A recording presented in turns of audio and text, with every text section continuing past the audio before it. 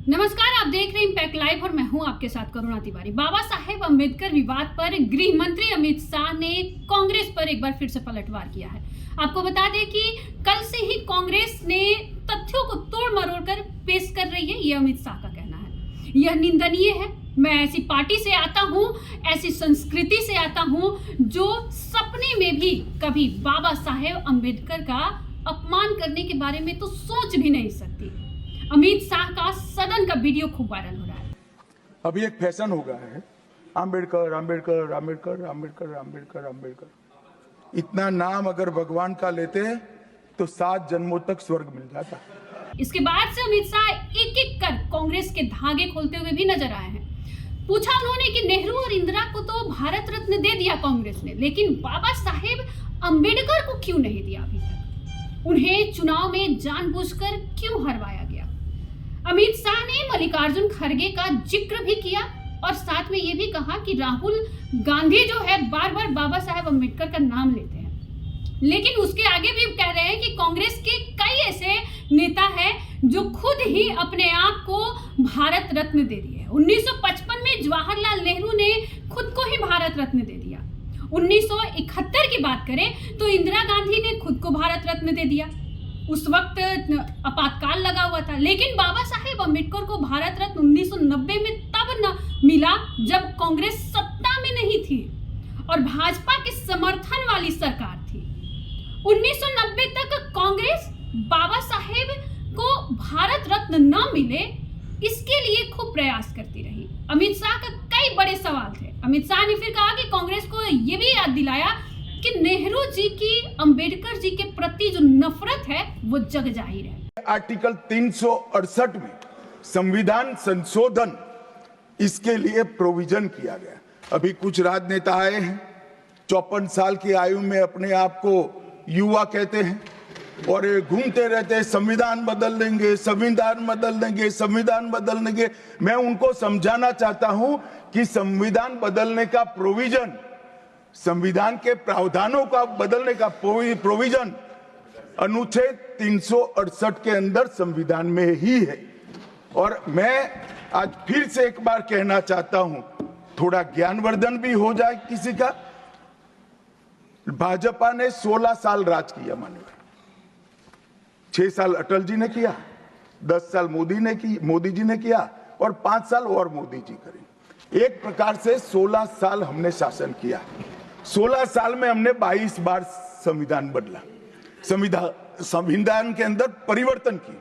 और कांग्रेस ने 55 साल करा और 55 साल में 77 परिवर्तन कांग्रेस ने भी किए। कांग्रेस देश की पहली कैबिनेट बनी जिसमें बाबा साहेब अम्बेडकर जो है वो भी उसमें सदस्य थे। नेहरू जी जो प्रधानमंत्री थे तब नेहरू जी की किताब एक आई थी, selected works of the Jawaharlal Nehru. उसमें एक और उल्लेख आता है जो नेहरू जी करते हैं कि नेहरू जी के आश्वासन के बावजूद भी भीमराव अंबेडकर को कोई भी महत्वपूर्ण विभाग नहीं दिया गया। ये कांग्रेस की सोच है, अमित शाह का ये कहना। अमित शाह आगे पूछ रहे हैं, जब कांग्रेस ने आपातकाल लगाकर संविधान के सारे मूल्यों की धज्जियां उड़ा दी थी, उसी संविधान की जिसे स्वयं बाबा साहेब अम्बेडकर ने बनाया था, नारी सम्मान की भी वर्षों तक दरकिनार कर दिया गया, न्यायपालिका का हमेशा अपमान किया गया, सेना के शहीदों का अपमान किया गया। ये अमित शाह का कहना है। भारत की भूमि तक को संविधान तोड़कर दूसरे देशों को देने की हिमाकत कांग्रेस के शासनकाल में हुई है। गृह मंत्री ने आगे कहा कि जब तक कांग्रेस सत्ता में रही तब तक बाबा साहेब अम्बेडकर का कोई स्मारक तक नहीं बना। जहां जहां विपक्ष की सरकारें आती गई, स्मारक बनती गई। बीजेपी की सरकारों ने एक और प्रधानमंत्री नरेंद्र मोदी की सरकार ने बाबा साहेब के जीवन से संबंधित पंचतीर्थ का भी विकास किया। ये लगातार गृह मंत्री कह रहे थे। मध्य प्रदेश में, लंदन में बाबा साहेब के स्मारक, नागपुर में, दीक्षा भूमि दिल्ली में राष्ट्रीय स्मारक और महाराष्ट्र के मुंबई में चैतन्य भूमि का विकास करने का काम भी भाजपा ने की है, भाजपा की सरकार ने किया है। अब आपको बता दें कि जो गृह मंत्री, उनका कहना है कि बाबा साहेब के लिए क्या कांग्रेस ने। अमित शाह ने आगे कहा कि उन्होंने जीवन भर बाबा साहेब अम्बेडकर का सिर्फ और सिर्फ अपमान किया है। उन्होंने जीवन भर बाबा साहेब के सिद्धांतों को दरकिनार कर दिया है। कांग्रेस के जिन्होंने जब तक सत्ता में रहे बाबा साहेब को भारत रत्न मिलने नहीं दिया, जब तक वो सत्ता पर रहे आरक्षण के सिद्धांतों की भी खूब धज्जियां उड़ाई गई है। ये अमित शाह का कहना है कांग्रेस को। लोग आज बाबा साहेब अम्बेडकर के नाम पर भ्रांतियां फैलाना चाहते हैं। संसद में चर्चा के दौरान ये सिद्ध हो गया कि बाबा साहेब अम्बेडकर का कांग्रेस ने किस तरह से पुरजोर विरोध किया है। अब देखिए, आपको बता दें कि जो बाबा साहेब अम्बेडकर के न रहने के बाद भी किस प्रकार से कांग्रेस ने उन्हें हाशिए पर धकेलने का प्रयास पूरा किया है। यहाँ तक कि बाबा साहेब की 100वीं जयंती को मनाने की मनाही भी कर दी गई थी। इससे तय हो गया कि कांग्रेस जो है कहीं ना कहीं अम्बेडकर विरोधी पार्टी है। कांग्रेस आरक्षण विरोधी है और संविधान विरोधी पार्टी भी है।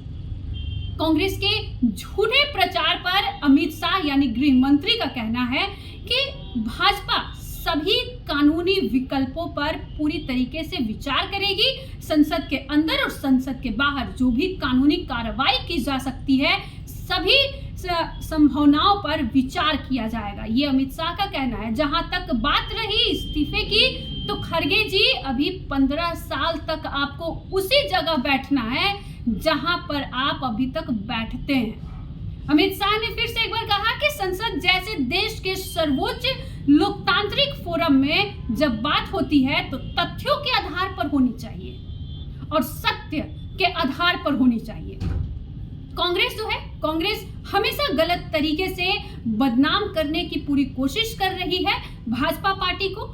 जब चुनाव चल रहे थे तो मेरे बयान को एआई का उपयोग करके संपादित किया गया था, ये अमित शाह का कहना है। और वो आगे कहते हैं कि आज वे मेरे बयान को तोड़ मरोड़ कर पेश भी कर रहे हैं। आपको याद दिला दें कि जब लोकसभा चुनाव था तो लगातार संविधान बचाओ का नारा यही कांग्रेस नेता जो है राहुल गांधी वो लगातार कर रहे थे।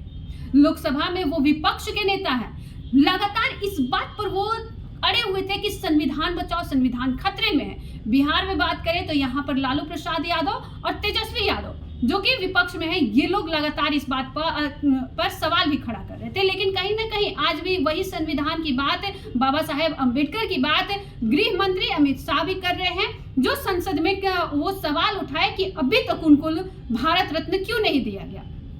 आपका क्या कुछ कहना है इस पर? अभी हमारे साथ साझा करें और देखते रहें इम्पैक्ट लाइव। धन्यवाद।